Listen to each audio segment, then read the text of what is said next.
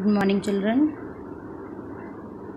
Today we will study social science or social studies, chapter number 2, parallels and meridians. In the previous class we have studied parallels.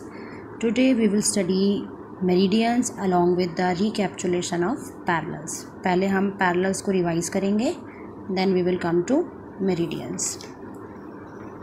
As you know, a globe is a small model of the earth. We can see several countries, oceans and continents on it. आप देख रहे हैं कि ये जो globe है ये हमारे अर्थ का एक स्मॉल स्ट्रक्चर है, एक स्मॉल मॉडल है जिसमें ग्रीन और ब्लू कलर से मेंशन किया गया है. Green colour stands for land and blue colour stands for water. ये जो ग्रीन पोर्शन है इसमें आपको बहुत सी कंट्रीज़, कॉन्टिनेंट्स मिलेंगे और ब्लू कलर में water bodies such as oceans, rivers etcetera. Right. To find any place on a globe और a map we use a system of imaginary lines drawn on it. इसके ऊपर कुछ imaginary lines होती हैं जो कि मैं अभी आपको नेक्स्ट पिक्चर में दिखाने वाली हूँ. उन लाइंस को हम बोलते हैं parallels and meridians. There are two types of lines drawn on it. First one is parallels, which are known as lines of latitude. Second is meridians, which are known as lines of longitude. अब one by one हम इन दोनों को revise करेंगे. Parallels, which is also known as lines of latitude. पहले हम इसकी definition करेंगे. These are the imaginary lines that run from east to west. अगर हम इस स्ट्रक्चर को देखें, ये भी हमारा ग्लोब ही है. इसमें जो लाइन ईस्ट टू वेस्ट की तरफ ड्रॉ की गई हैं, इन लाइंस को हम बोलते हैं पैरेलल्स. इनकी डायरेक्शन क्या है? East to west. इसके बारे में कुछ हम फैक्ट्स पढ़ेंगे. Number of parallels on globe is 181. ये तो स्मॉल स्ट्रक्चर है, इसमें मैंने आपको सिर्फ मेन पैरेलल्स मार्क करके दिए हैं. पर अगर हम डिटेल में देखें तो हमारे ग्लोब पर कितने पैरेलल्स होते हैं? 181. जो सबसे इम्पॉर्टेंट पैरेलल है वो है इक्वेटर, जो कि हमारे अर्थ के बिल्कुल मिडल में है. मिडल में होने के कारण ये अर्थ को दो इक्वल पार्ट्स में डिवाइड करता है. ये अपर पार्ट और ये इसका लोअर पार्ट. राइट. तो दो फैक्ट्स हमने पढ़े. Number of parallels on globe is 181 and second one is equator is the most important parallel because it divides the earth into two equal parts.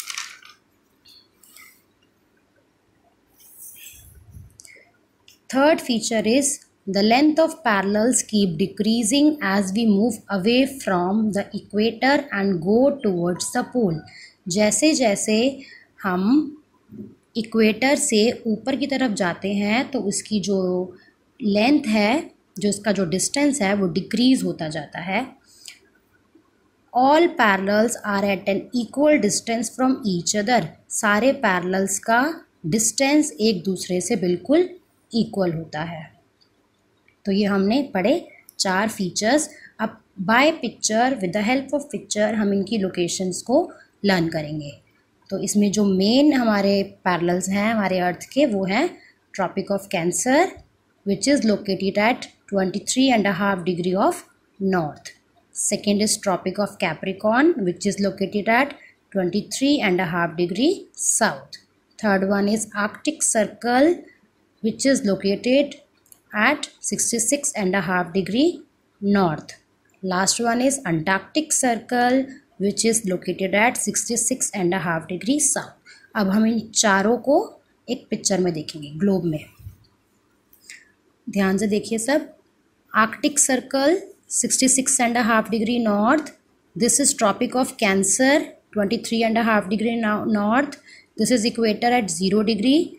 This is Tropic of Capricorn at 23.5 degrees south, and this is the below Antarctic Circle at 66.5 degree south.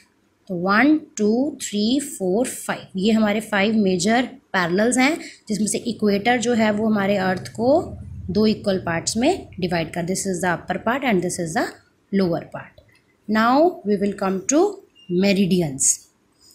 जिस तरीके से हमने पढ़ा था कि east से waste की तरफ फ्लो करने वाली जो इमेजिनरी लाइंस हैं उन्हें हम पैरेलल्स कहते हैं, इसी तरीके से नॉर्थ से साउथ की तरफ आने वाली लाइंस को हम मेरिडियंस कहते हैं। This is the North Pole and this is the South Pole. जिस तरीके से हमने उस केस में पढ़ा था कि इक्वेटर हमारी अर्थ को 2 इक्वल पार्ट्स में डिवाइड करता है, इस तरीके से जो मेरिडियन है this is known as prime meridian, it is located at Greenwich. ये प्राइम मेरिडियन हमारी अर्थ को इस तरीके से 2 पार्ट में डिवाइड करता है। This is the left part and this is the right part. Now facts about meridians. All meridians are of same length. सारे मेरिडियंस की जो लेंथ है वो सेम होती है। They do not run parallel to each other but meet at 2 ends. सारे meridians आपस में पैरेलल नहीं है, फिर भी ये दोनों एंड्स पे जाके एक दूसरे के साथ ज्वाइन हो जाते हैं। The most important meridian is Greenwich meridian, जो हमने बिल्कुल सेंटर में देखा था, that is known as Greenwich meridian which is located at and marked at 0 degree. जिस तरीके से इक्वेटर हमारी अर्थ को 2 पार्ट्स में डिवाइड करता है, इस तरीके से मेरिडियन भी हमारी अर्थ को 2 इक्वल पार्ट्स में डिवाइड करता है। तो 2 इक्वल पार्ट्स में जो डिवाइड करता है उनके नाम है eastern hemisphere and western hemisphere, left part and right part. The last topic of this chapter is International Date Line. As we know, a full circle is made up of 360 degree.